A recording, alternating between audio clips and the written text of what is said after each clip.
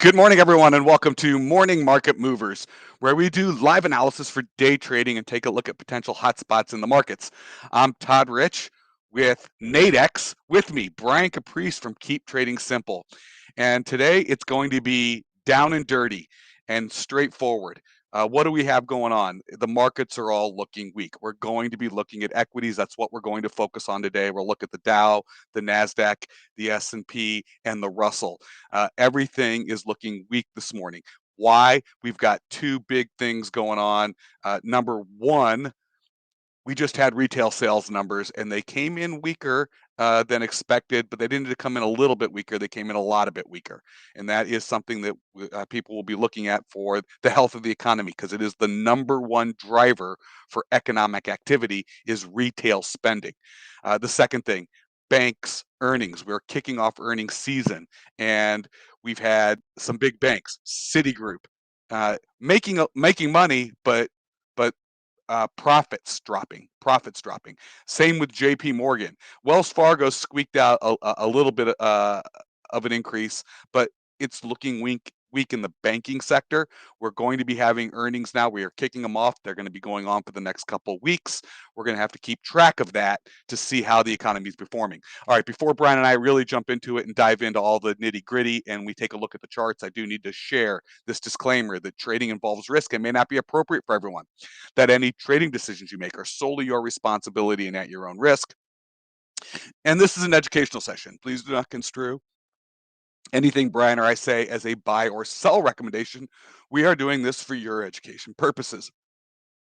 You want to get a little peek? I'm just going to do this. Here's a 15-minute chart of the Dow, and you can see, the Dow is getting hammered. We're going to see that in all the other charts. What we're going to be looking at here is where might we be looking for potential buyers to step in and where we might see some support, but it's going to be an ugly open for the stock market. So Brian, let me flip it over to you. There's a lot of things that we could talk about, lots of little pieces of what's going on. Maybe try to talk about some silver lining things about hope in COVID, but let's focus on retail sales and bank earnings today and taking a look at what's going on in the stock market. Yeah, retail sales, this was a big shock to me. I expected it was probably going to be a little bit up, and if it was down, maybe just barely. And again, I didn't expect the core. I expected just the overall retail sales number. If it was anything, maybe like a 0.01. So a minus 1.9, these are huge, huge, huge ratings. If you guys were around yesterday, I talked about how we're in a weird time where good is bad and bad is good. This is the exact scenario of what we're in right now. Now, the markets have been getting crushed because of it. And really, it all started yesterday. When we look at charts from yesterday, you can see that we're here now. This time yesterday, we were here, right here. And we know what happened yesterday. Bernard said that they're going to use powerful tools to control inflation. Kind of what we expected. It came right back up the levels. And again, that's really what started all this push down. And the data just came out, but yet, even from 6 o'clock on, this was just continuation from what we saw yesterday. Now, we do know that bank profits were lower. Yep. And again, it said bank profits were lower because of reduced trading. Trading activity, okay? Isn't that weird? Yeah. Well, and it's trading activity. And again, I think it's important to note, banks obviously trade all the time. They trade their own money. They trade against their own clients, things like that. We always talk about how December is not always the best time to trade, and the reason why is because hedge fund money, large bank money is out of the market. They have locked in their profits for the year, so they're able to report back to the money that they manage and things. When it's not a great trading opportunity, the big money doesn't also trade. So, we mention that all the time, and it's interesting to hear that, yes, bank profits are lower because we didn't have the trading revenues coming in. Right. It's like, so there are times to trade and times not to trade, but it's just interesting. Something like that where, they're even the ones that are able to kind of move the market around with the massive amounts of money that they use. Even they slowed their trading down in December. So it's always interesting. So that's kind of, adding in everything. And today, I think the story is going to be people seeing this figure, and obviously there's going to be a gut check to it in the very, very beginning because this is a big number. There's what normal is. There's the normal outside of range. Like if you have like a 1 and a 1.7, that's kind of on the bigger side. Like a 0.5 to a 0.8, that's a normal miss. That's what you expect. A prediction of a 0.2 and then it comes in as a minus 3.2. That's a little bit bigger than normal. So there's going to be a lot of gut reactions for it. But that's not necessarily a bad thing. The initial gut reaction is going to be, holy crap, short everything, right? Get rid of it all. And people are going to look at this right now, and they're going to see this and be like, wow, it's already down huge. That 8 week, that's it. It's a red day. sell everything and go. It's kind of the wrong thinking to the whole thing because we've already had to push down because of the powerful tools. But at the same time, what's the Fed's motivation going to be? If retail sales are already collapsing, it shows the economy is already starting to run into some problems. Are they going to be really, really motivated to stack on top of that and start raising interest rates in March? Not really. So this is that bad is not necessarily, a Yeah, really bad that thing.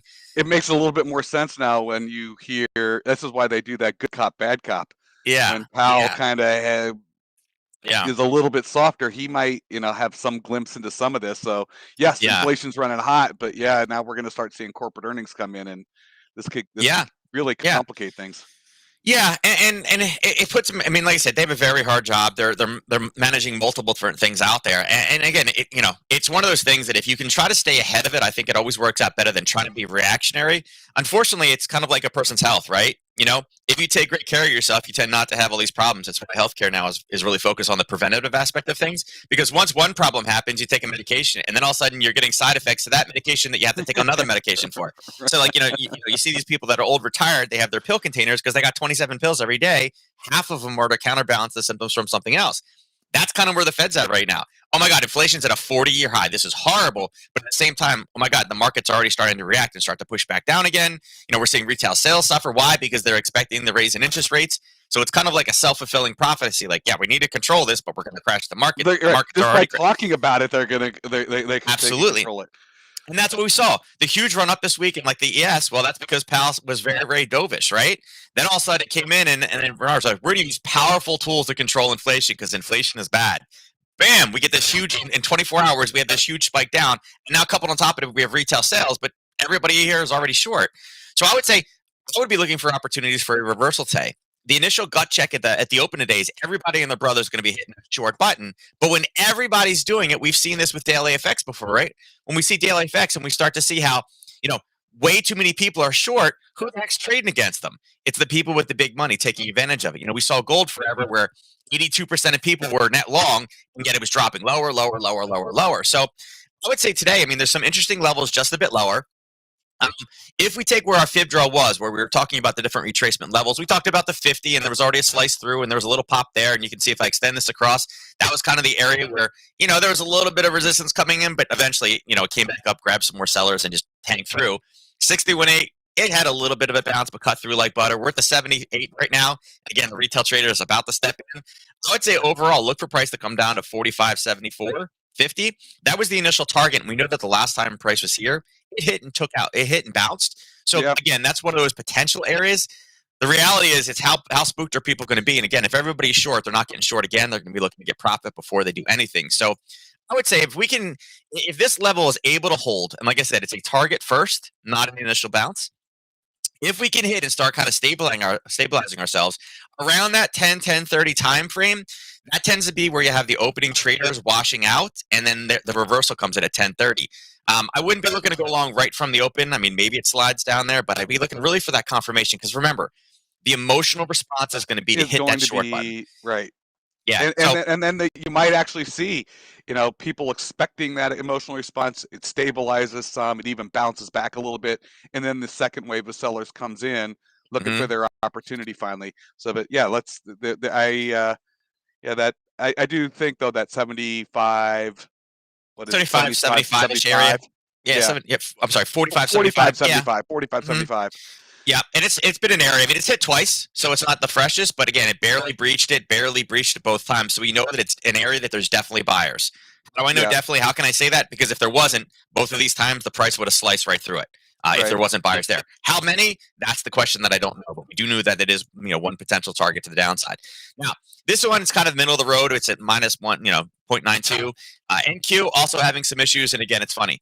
NQ slides down, uses a psychological level. Slides down, tags the next one, pulls up, uses it again. Comes over bases again, drops down, rides along it. Comes back down, rides along it again. Rides down. So it is slicing through these levels, and it's kind of the same thing. We didn't draw fibs on this one the other day, but if we did draw fibs all the way up again, you can see that, kind of where some of the major areas, it bounced off to 50, it bounced off to 61.8. It kind of did a little bit of a bounce, and it's retraced back again to a psychological level. The 78.6 is where it's at right now. The 100% retrace is sitting down here all the way at 15,150. Yeah, 15,155 is what I have on here, and again, Yep. it may be a So little bit close. I I'm got just putting on. 15,156. So yeah. Yeah, So so it's pretty close. And like I said, I'm we're, not we're right on the line. It just, you're about as close as we can get. We're yeah, right around there. yeah. So Yeah, so I would say that's the first downside target. NQ, I would say NQ all week has been very, very, I'd say iffy for lack of a better word. Again, we've seen Apple, kind of take it on the chops as it's rolled back down again. Again, it was kind of like last week. It's like, oh my God, it's the greatest it's ever been, and then it kind of has pulled back. Tesla also having issues. It's still above that 1,000 mark where we're literally at 1,000 right now. That's that big psychological level. We've seen buyers come in and take it here. Obviously, there's some news today from Elon, right? He made some more comments. The market manipulation in the unregulated market has continued. We're seeing that Dogecoin is up 10 now, or 10 and a half. It was up 11 and a half something earlier. Again, if you want textbook manipulation, just I search like can't. the Elon Dogecoin relationship. How does he get away with that? And if anyone's missing it, I don't know. Every crypto is for the most part, the big cryptos, they're all getting All the hit big today. cryptos are all down about 1% right now. But Dogecoin it's up almost 10%. 10 and a half. Yeah. Because Elon said he would take Dogecoin for certain merchandise purchases. So it's not for all merchandise. You're not buying cars. It's just you're not like buying some cars, swag. and you're not buying any of their all their swag. Just certain. We've got these used car mats.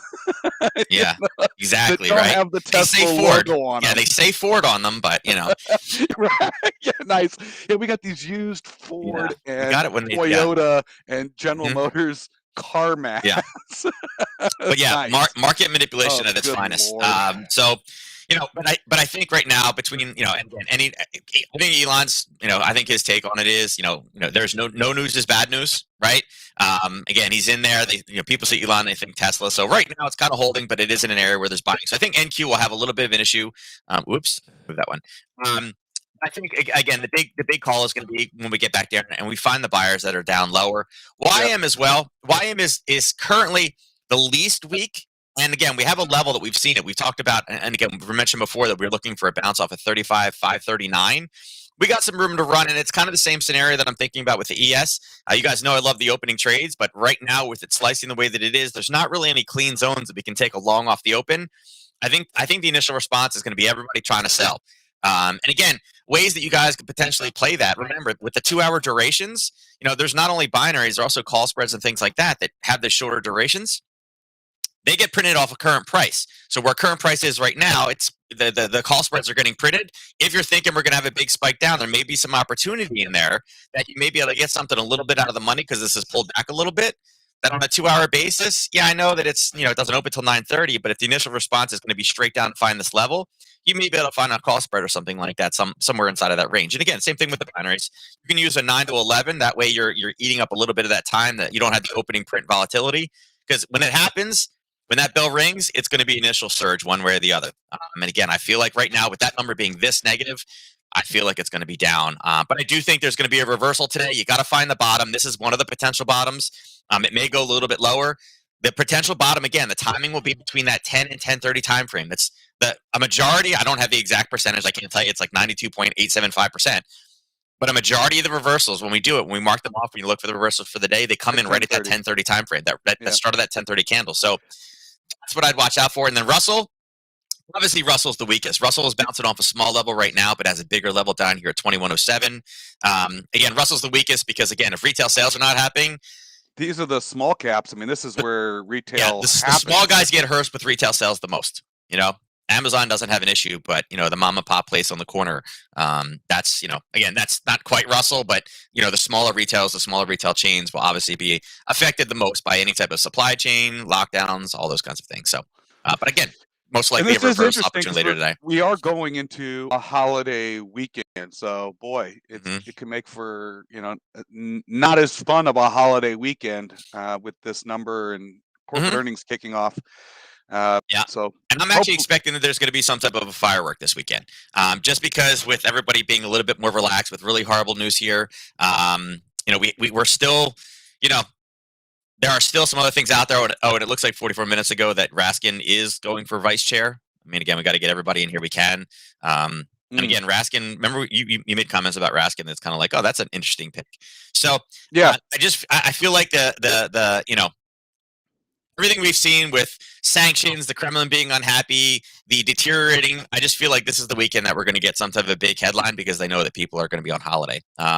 Not that no, they're not. I'm not saying there's like invasion or anything like that, but I'm just saying I feel like this will be a big headline this weekend, whether something COVID related or something about the relations of. We've decided that we're not talking anymore because we're not making any ground. I think there'll be some gaps on Sunday night, and again, with Monday being a holiday, it's always harder to, how do you trade those? It always makes it a little bit more difficult Sunday night when you're getting there to kind of do Right. things. So, And, well, and right, and that's what's open, right? Mhm. Because the FX will be going, but the equities obviously aren't trading, and we won't Mm. see the commodities either. So we are, those products. Yep. And see, here's already one. Canada joins Mexico in challenging U.S. on auto trade rules. So, yeah, Let I the feel like games there's going to, begin. yeah, Yeah. exactly. That's exactly what we're running into. So, All right. we'll All see. right. Well, with that, any questions for Nadex, please email us customerservice@nadex.com. Brian and I are both accessible. Brian's accessible at support@keeptradingsimple.com. I've got my email up there. I hope everyone enjoys the holiday weekend, and it's going to be an interesting day in the equities market. So, as Brian mentioned, yeah, there's the binary options, but taking a look at some of those knockouts and call spreads, depending upon where you see potential moves, potential reversals. Who knows if we're going to have the real big washout today. So there are ways to access price action in the markets. Again, though, with defined risk. So if something totally crazy were to happen, you know what you're getting into before you put on the trade. With that, I want to wish everyone good luck in the markets. Brian and I will catch you again on Tuesday morning.